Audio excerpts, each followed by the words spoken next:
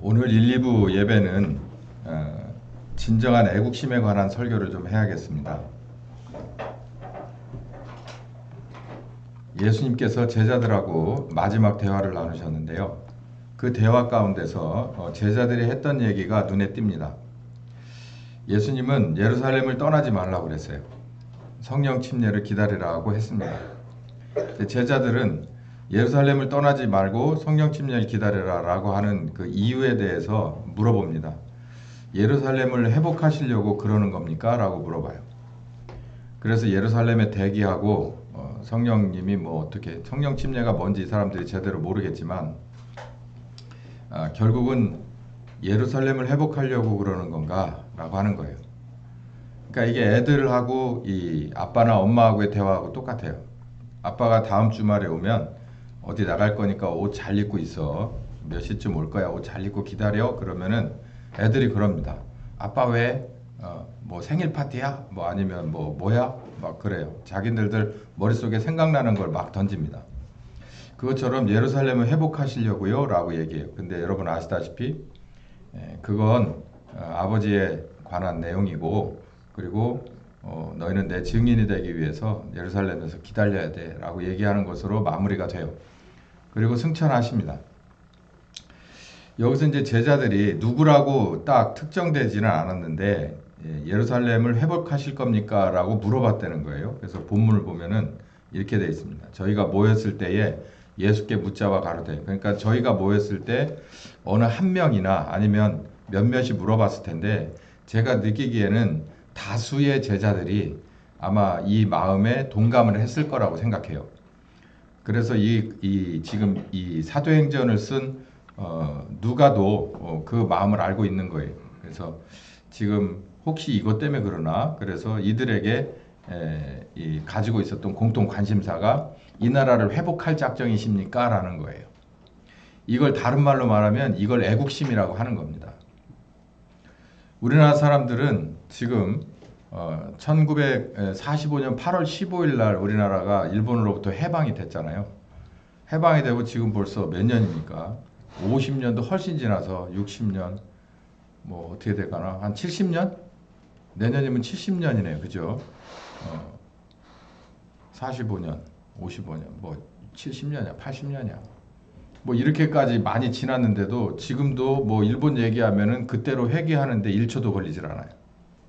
무책임하게 그렇게 하라고 시키는 사람들도 있고, 우리는 2024년에 사는데도 그 식민지 시대로 돌아가는데 1초도 안 걸린단 말이에요. 근데 이 사람들은 지금 벌써 식민지로 잡힌 지 70년, 80년이 아니고 벌써 725년 뭐 이렇게 이스라엘이 망했으니까 그 뒤로 이 나라 저 나라 식민지로 전전을 하고 있었단 말이에요. 아수르 바벨론에게 잡혔다가 그리스에게 잡혔다가 나중에 로마로 갔다가 이 예수님 당시에는 로마로 간 거예요. 그러니까 힘께나 있다고 하는 나라들이 다 가서 나쁜 짓이란 나쁜 짓은 다 쪽쪽 빨아먹은 그런 나라의 그런 국민들이 이제 자기네들이 정말 식민지 아닌 세상이 있기는 했었나? 라고 하는 것도 기억이 가물가물해질 사람들이잖아요. 뭐 우리처럼 뭐 잠깐이 아니잖아요. 그런데 이 사람들의 마음속에 뭐가 있었냐면 이스라엘의 회복이 여기 그 표현 그대로 주께서 이스라엘을 회복하시는 것, 이것에 관한 마음속의 부담감이 늘 있었다는 거예요. 전 그래서 오늘 이 설교를 준비하면서 성경에서 나온 이런 우리 믿음의 선배들의 그런 애국심을 우리가 본받아서 오늘 우리가 제대로 된 애국심을 갖고 있는지, 또 그 애국심을 그냥 애국심만 갖는다고 뭔가 해결되는 것은 아니거든요. 방법이 있어야 돼요. 구체적인 방법이 있고 비전이 있어야 되는데 그냥 무조건 일본 차 안 사고 뭐 이런다고 해서 해결될 문제가 아니에요. 우리나라 안 사준다고 렉서스가 망하는 거 아닙니다. 제가 볼 때 렉서스는 더 팔리고 있고 그래요. 점점 점유율이 높아지면 높아졌지 줄어들지는 않아요. 그런 이상한 방법 쓰지 말고 진짜 애국심이 뭔지를 성경에서 찾고 2024년 판 이 사도행전의 애국심이 우리에게 어떻게 적용돼야 될 거냐를 실질적으로 고민해 보자는 얘기예요. 제자들에게는 애국심이 있었습니다. 사도행전 1장 본문으로 다시 돌아오면은 예수님이 그렇게 이해할 수 있을지 없을지 알쏭달쏭한 얘기를 하고 승천하셨을 때 이 제자들이 그 가운데 심경의 변화가 어떻게 있었는지는 서술되어 있지 않지만 각자의 심경의 변화가 있었던 게 분명하고 12절에서 15절까지 보면은 이 사람들이 예수님이 부탁하신 대로 자기네들이 원했던 이스라엘의 회복에 관한 이야기들은 아니더라도 예수님이 명령하신 그 자체 예루살렘을 떠나지 말고 약속한 성령 침례를 기다려라 라고 하는 이 두 가지를 위해서 예루살렘으로 다시 돌아옵니다.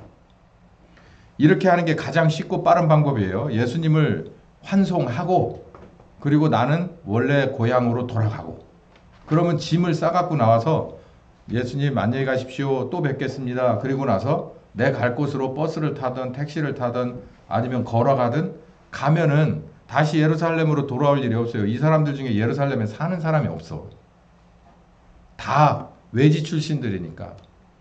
우리 같으면 그렇게 해요. 즐겁고 잘 지내다가 인천공항에 같이 숙소에서 전부 보따리 싸가지고 가서 인천공항에 가가지고 안녕히 가세요. 그리고 우리는 우리대로 그 도착층에 가면 여기 셔틀버스 쭉 있잖아요.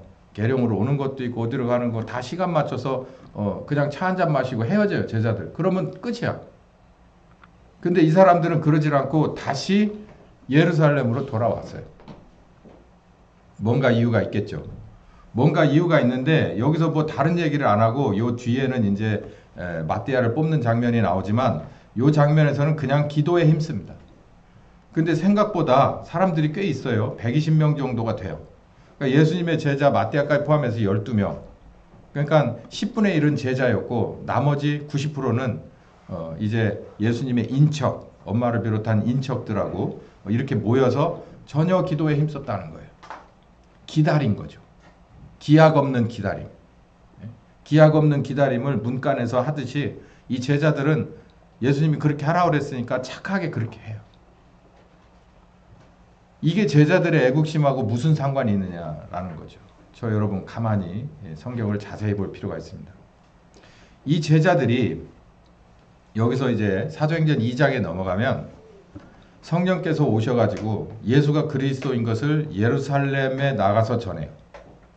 그래서 그때 당시 명절로 많은 사람들이 방문을 했을 때 이제 자기네들 언어로 친절하게도 다 듣습니다. 그리고 이 사람들이 유대인 출신 이민자들이잖아요. 유대인 출신 이민자들이 무엇을 확신하고 가냐면 그리스도에 대한 신앙이 확신해져서 이제 자기 있는 곳으로 가게 돼요. 어차피 여행자들이니까 다시 자기 고향으로 돌아갔겠죠. 이게 뭐냐라는 거예요. 이게 별 아무것도 의미 없는 거라고 생각했을지도 몰라요. 여러분 사도행전을 보면 이게 복음 선포가 뭐야? 사람들은 이 첫 번째 이 많이 모인 사람들에게 이렇게 언어의 방언이 터진 것에 대해서 그리고 복음을 선언한 것에 대해서 그리고 예루살렘 교회가 이제 실질적으로 형성된 거에 대해서 어디에 포커스를 맞추냐면 언어 방언에 대해서 포커스를 맞춰서 서로 싸워요. 그러니까 이게 참 재미난 게 뭐냐면 제가 이렇게 떡을 가지고 이 개들 두 마리를 데리고서 떡을 던지잖아요. 그러면 두 마리 있는데 한 마리는 뭘 쳐다보냐면 떡이 어디로 날아가나를 쳐다보고 막 뛰어갑니다.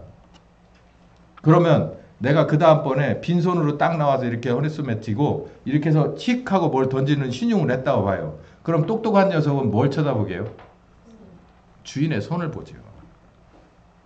멍청한 녀석은 이렇게 휙 하면은 뭐 어디 있는지 몰라서 막 정신 차리고 으르렁거리고 막 찾으러 다녀요.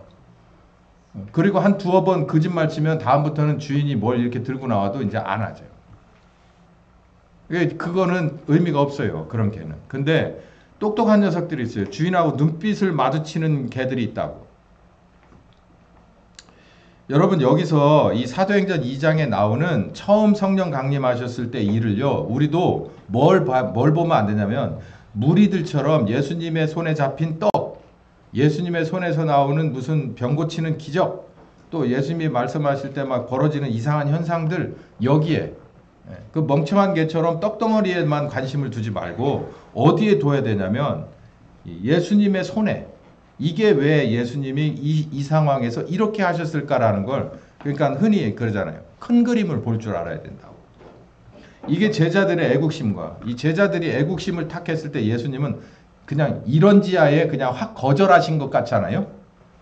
근데 절대 그렇지 않습니다. 예수님도 이스라엘을 절대 그냥 두고 본다고 안 했어요. 이따가 제가 언급하겠지만 바울이 그 얘기를 해요. 이스라엘이 지금 이렇게까지 하나님 앞에 불순종하는 것은 이유가 있는 거다.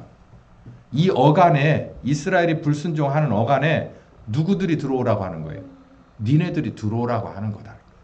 만약에 이스라엘이 모두가 다 한 번에 그리스도를 영접해버리고 예수를 그리스도라고 했으면은 이런 일이 벌어지지 않는다는 거예요. 복음이 밖으로 나가지를 않는다는 거예요. 그냥 그 안에서 끝나버리지. 그러니까 일단 문을 열기 위해서 틈을 준 거라는 거예요. 이제 그 얘기를 제가 이따가 알려드릴게요. 그래서 예수님이 이제 성령께서 오셔가지고 제자들을 들어서 이제 막 언어 방언이 쏟아져 나오고 예수가 그리스도인 것을 막 증거하고 그리고 나서 들었던 사람들은 신기하네 그러면서 돌아갔고 그리고 듣고 예루살렘이 고향인 사람들은 예루살렘 교회에 이제 합류를 하게 됩니다. 그래서 한 번 3,000번, 한 번 5,000명, 3,000, 5,000 이런 식이었다는 거예요. 그 숫자가 정확한지 어쩐지는 모르겠으나 어마어마하게 많은 규모였다는 것은 분명해요. 뭐가? 복음을 들은 것이. 그러면 이게 제자들이 말했던 예수님이 그건 아버지의 권한이라고 말했던 이스라엘의 회복과 무슨 상관이 있느냐라는 거예요. 한번 봅시다. 로마서 11장 전체를 보면은 바울의 애끓는 중심이 있어요. 로마서에는 한 크게 세 가지로 나눠 볼 수 있는데 1, 2부에서는 그러니까 앞에 1등분, 2등분, 뒤에 3등분이 있는데 1, 2등분에서는 구원에 관해서 얘기하고 있어요. 죄가 무엇인지, 예수님이 어떻게 그리스도가 되셨는지, 그리고 성령께서 오셔서 우리를 어떻게 온전하게 하시는지 이 얘기가 나오고 그리고 8장을 넘어가게 되면은 이제 교회에서 이루어지는 여러 가지 얘기들이 쭉 나열되다가 이제 10장, 11장에 오면 바울의 속에 있었던 진심이 나와요. 어떤 진심이냐면 자기가 이스라엘 사람 중에 이스라엘이에요. 베냐민 지파 소속이고 그 얘기를 다시 언급하면서 나는 이스라엘을 사랑하는 사람이다 라고 얘기를 합니다. 그 10장과 11장을 읽어보세요. 그러면서 바울이 뭐라고 말하냐면 이스라엘이 이렇게 복음을 불순종하고 대적하는 것에 대해서 많은 고민을 가졌던 게 분명하고 이 고민에 분명한 해답을 가지고 있어요. 그래서 25절 전에 한 가지 비유를 내는데 돌 감람나무와 참 감람나무에 접붙이는 비유를 얘기합니다.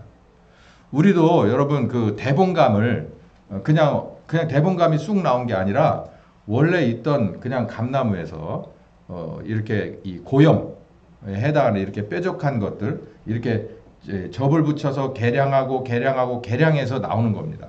그래서 지금 여러분이 그냥 탐스러운 대봉이 이렇게 나오는 것처럼 접을 붙이는 그 신기한 것이 있어요. 그것처럼 이스라엘이 처음 어떤 신앙을 가지고 있었냐면 그리스도에 관한 신앙을 가지고 있었어요. 확고히 가지고 있었어요. 메시아 신앙을. 이방인들은 전혀 그런 게 없었단 말이에요. 그런데 이 복음이 그리스도의 신앙을 가지고 있던 썩었든 안 썩었든 기본적으로 토대가 갖추어 있는 이스라엘에게 처음 오신 그리스도가 확 전파되고 이게 다 끝났다면 복음이 밖으로 나갈 기회가 없다는 거예요. 그래서 바울은 뭐라고 말하냐면 이스라엘의 일부를 다 가지치게 하고 거기에 너희들을 돌감나무인 너희들을 접을 붙여줘서 무슨 열매가 맺게 한다? 그리스도의 열매가 맺게 한다라는 그런 비유를 하고 있고 여기 25절에서 27절 여기 25절 한번 읽어봅시다. 시작. 형제들아 너희가 스스로 지혜 있다 함을 면키 위하여 이 비밀을 너희에게 모르기를 내가 원치 아니하노니 이 비밀은 이방인의 충만한 수가 들어오기까지 이스라엘의 덜어는 완악하게 된 것이다 라고 얘기를 하고 있어요. 그러니까 이 숫자가 다 차면 이제 마무리는 누가 할 것이다. 이스라엘 나머지 족속들이 예수를 받아들이면서 끝날 거다 이렇게 말을 하고 있거든요. 그러니까 여러분 이 제자들이 아까 사도행전 1장에서 5절에서 그러잖아요. 예수님 혹시 이스라엘을 회복하실 작정이신 거죠? 이렇게 물어보니까 예수님이 그 때와 기한, 노라고 얘기하지 않았어요. 아니야, 그럴 생각 없거든 라고 얘기하지 않았어요. 그런데 예수님이 뭐라 그러냐면 그 때와 기한은, 그러니까 한다는 얘기예요. 한다는 얘기인데 그 때와 기한은 아버지한테 있기 때문에 나로서는 지금 너희들한테 해줄 소리는 뭐밖에 없다. 성령을 기다리고 성령이 오시면 땅끝까지 뭐 되라. 내 증인이 되는 것만 해라 라고 얘기를 하는 거예요. 그러면 내 증인이 되라는 걸 해라 라고 하는 이 증인의 사명을 감당한 사도행전의 역사와 이런 것들이 지금 어디로 돌고 있습니까? 이스라엘의 회복은, 온전한 회복은 아직이에요.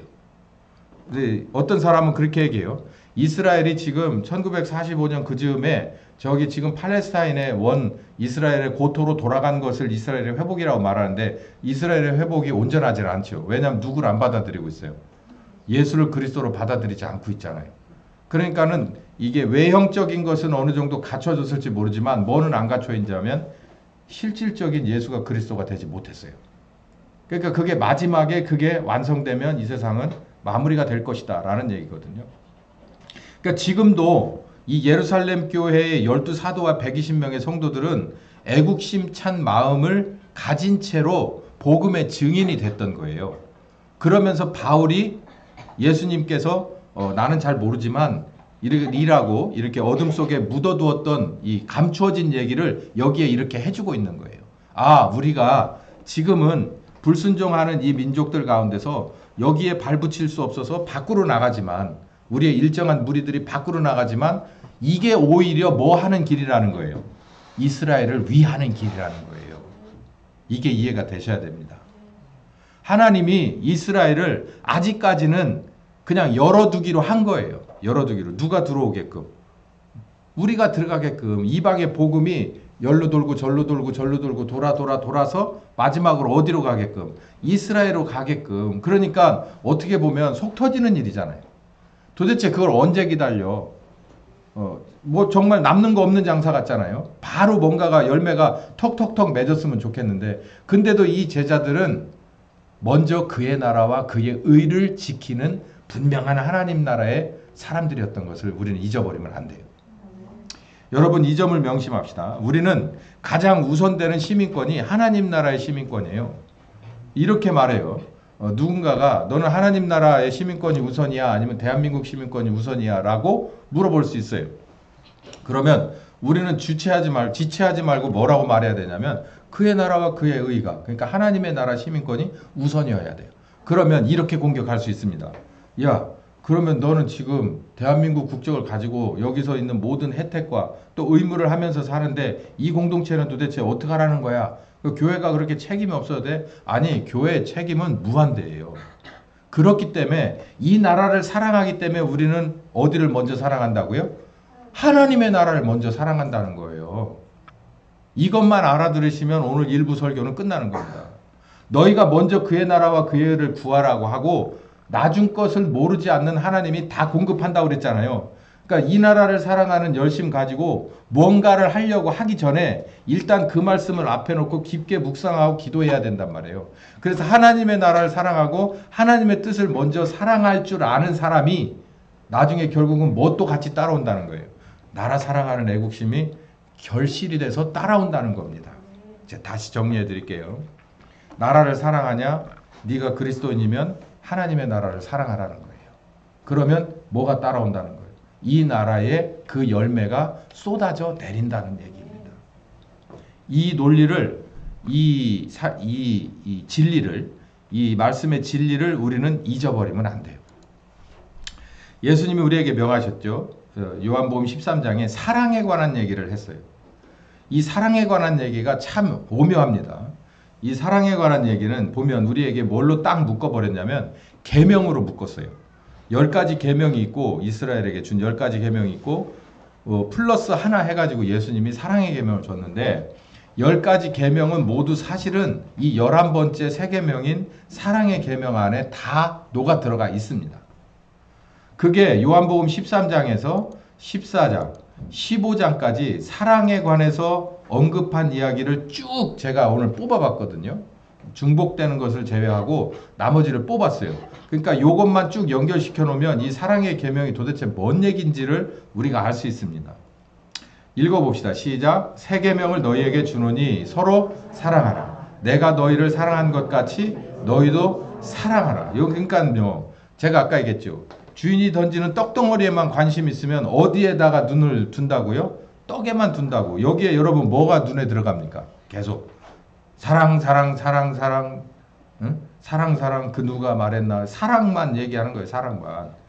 그래서 뭐 3대 종교의 뭐 대표 교리 해가지고 기독교 사랑, 불교 뭐 자비 뭐 이렇게 나오면 사랑이라고 써야 돼요. 그러니까 뭔진 몰라도 사랑이 좋은 건 줄을 알아. 이게 그러니까 근데 이게 뭐가 문제냐면 도대체 사랑도 어떤 종류의 사랑이냐.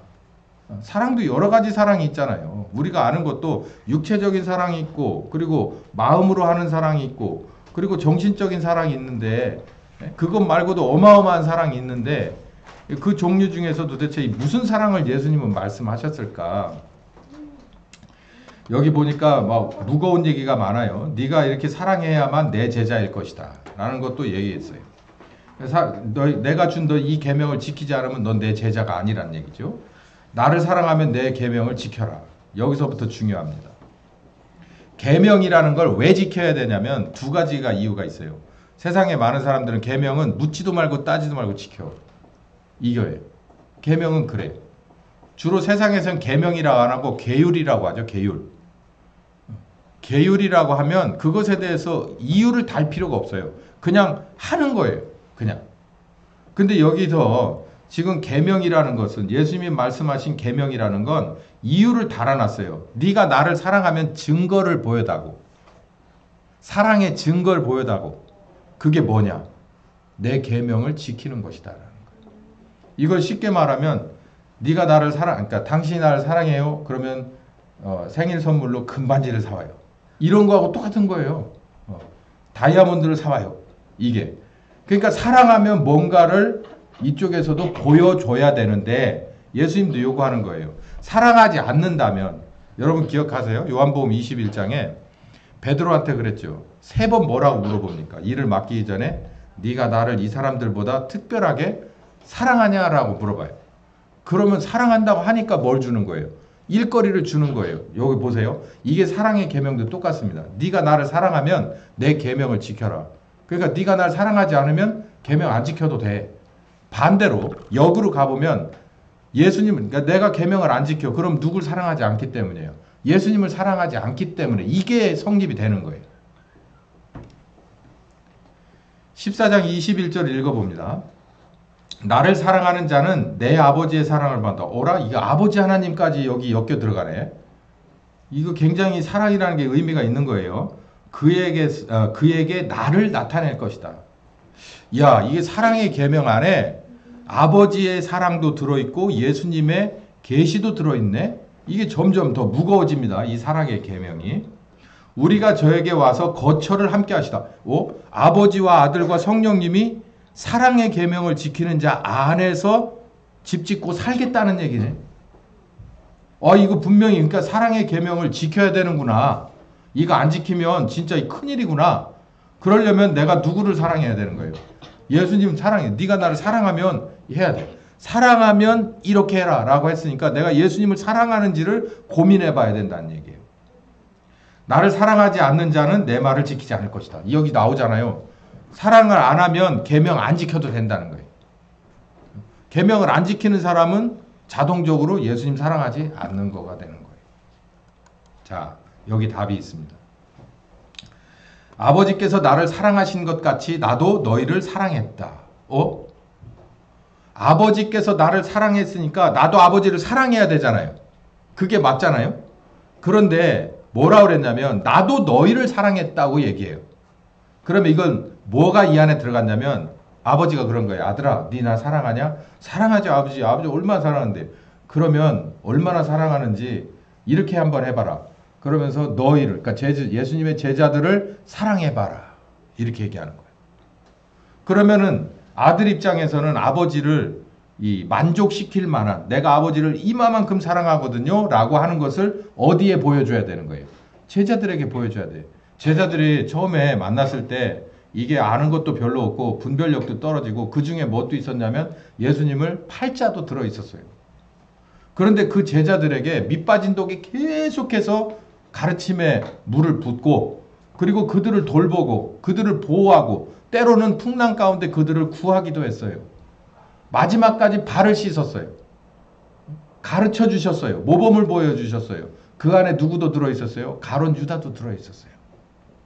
그러니까 그 사랑의 깊이가 얼마만한 것입니까? 그런데 이 모든 사랑이 누구에게서 왔다는 거예요? 아버지에게서 왔다는 거예요. 그 얘기를 하고 있는 겁니다. 그러면서 13절에 읽어봅시다. 시작. 사람이 친구를 위하여 자기 목숨을 버리면 이에서 더 큰 사랑은 없나니 너희가 나의 명하는 대로 행하면 곧 나의 친구라. 여기서 답이 있네요. 그러니까 사랑의 계명은 누구를 위해서 죽는 겁니까? 예수를 위해서 죽는 거죠. 여기서 친구 얘기하잖아요. 친구를 위해서 자기 목숨, 그러니까 이렇게 해서 둘이 친구가 아니에요. 이 얘기를 안 하는 거예요. 여기 14절을 보세요. 너희가 나의 명한 대로 행하면 곧 뭐가 되는 거야?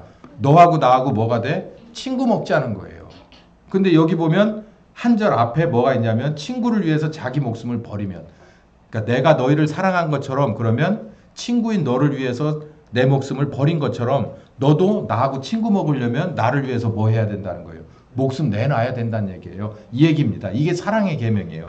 내가 너희를 사랑한 것처럼 너희도 서로 사랑하라 라고 한 것 같은데 이 안에 뭐가 들어가 있냐면 내가 너를 목숨 걸고 사랑했던 것처럼 너도 나를 위해서 목숨 걸고 나를 사랑해야 돼. 근데 예수님이 뭐라고 하는 거냐면 아버지 하나님처럼 내가 아버지 하나님을 위해서 목숨 걸게요. 아니 됐고 나를 위해서 걸지 말고 아들아 누굴 위해서 걸어다오?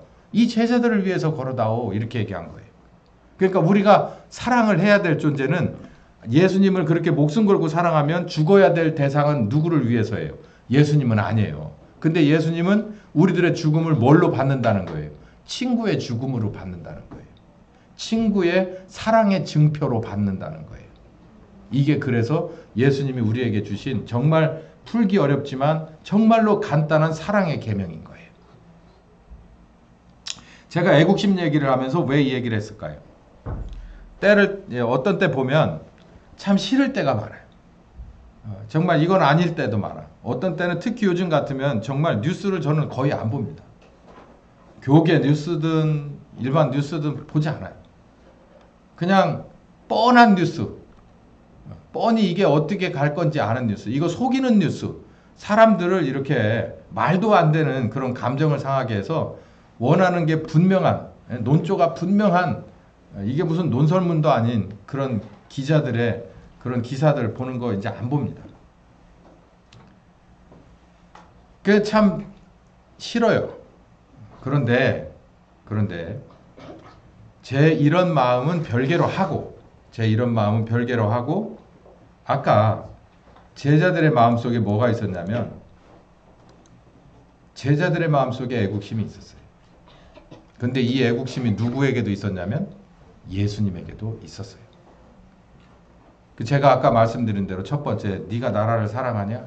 그러면 나라를 사랑하기 전에 누굴 먼저 사랑해야 된다고요?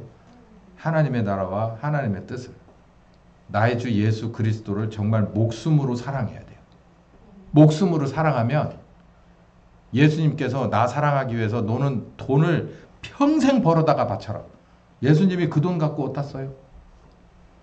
교회를 막 어마어마하게 크게 져가지고 내부 장식을 엄청나게 잘해서 휘황찬란하게 정말 신식으로 정말 제대로 한번 해봐라. 그거 가지고서 그 안에서 예수님이 주무십니까? 그럴 일도 아니잖아요. 예수님은 뭘 우리에게 부탁하느냐면 이 제자들에게 부탁했던 것처럼 예수의 증인 되달라고 하는 거예요. 근데 이 예수의 증인은 빛과 소금의 역할이 납니다. 그래서 어두운 곳을 밝히는 일을 해요. 이름 없이 빛도 없이 그곳에 가서 어둠을 밝혀요. 예? 그리고 저 막 난장판된 곳에 가서 보란 듯이 누구의 맛을 내는 거예요? 예수님의 정결한 맛을 내는 거예요. 누구든지 보든 말든 그 사람을 핍박하든 칭찬하든 아무 상관없이 나는 누구에게 받은 계명이니까 내 예수님에게, 나를 구원하신 예수님에게 받은 계명이니까 그 계명 붙잡고 난 이렇게 살다 간다라는 얘기예요. 이 마음을 언제 누가 하냐면 후세의 사람들이 합니다. 예수님 십자가 지고 부활하셔서 승천하시면서 이 제자들이 철들었죠. 이런 사람들이 예수님의 뒤를 따라서 빛과 소금으로 태워지고 녹아져서 없어지고 나서 압니다. 있을 땐 몰라. 있을 땐 그냥 그런갑다 해요. 근데 이 사람이 없어져 버리면 두고 그 기억이 남고 그 이유가 거기 남고 그 공로와 효과가 정말 어마어마한 넓은 데에 퍼지고 오래는 남게 돼 있어요. 그게 바로 아버지 하나님의 방법이신 겁니다.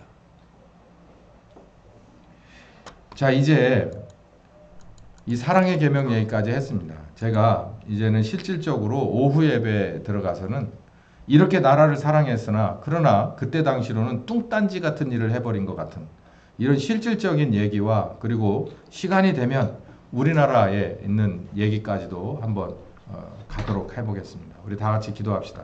귀하신 주님,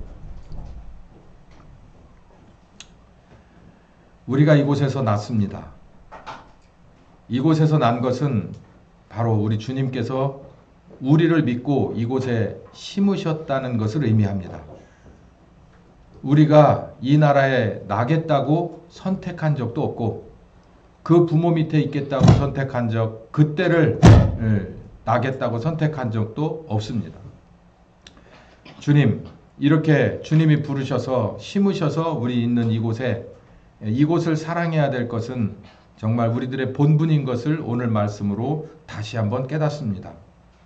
이 말씀을 좀 더 자세히 들어서 진정 하나님이 원하시는 귀한 뜻이, 우리를 이곳에 심으신 뜻이 다 이루도록 다 깨달아 알 수 있는 우리가 되게 하여 주시옵소서. 예수님의 이름으로 기도했습니다. 아멘. 지금은 우리 주 예수 그리스도의 은혜와 아버지 하나님 극진하신 사랑하심과 성령님의 교통하시는 역사가 이제 성경에 나오는 우리 믿음의 선배들의 귀중한 애국심을 배워서 하나님 원하시는 귀한 뜻에 다 이루기를 원하는 한 심령과 가정과 교회 후에 함께 하시길 예수님 이름으로 축원하옵나이다. 아멘.